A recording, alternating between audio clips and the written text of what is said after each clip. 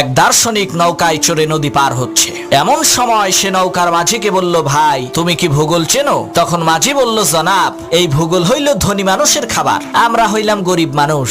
ভূগোলের মতো এত দামি জিনিস খাওয়া তো দূরের কথা, জীবনে ভূগোল চোখেও দেখি নাই। মাঝির এই কথা শুনে সেই দার্শনিক বলল, বেটা বেকুব, ভূগোল কি খায় নাকি? তুমি এখনো ভূগোল চেনো না? তোমার তো জীবনের 6 আনাই শেষ। কিছুক্ষণ পর সেই দার্শনিক আবার সেই মাঝিকে জিজ্ঞেস করলো, তুমি কি ইতিহাস জানো? তখন মাঝি বলল, স্যার, ইতিহাস না খাইলেও পাতিহাস জীবনে বহুবার খাইছি। তখন দার্শনিক বলল, বেটা বেকুব, এখনো পর্যন্ত তুমি ইতিহাস জানো না? তাহলে তো তোমার জীবনের 12 আনাই শেষ।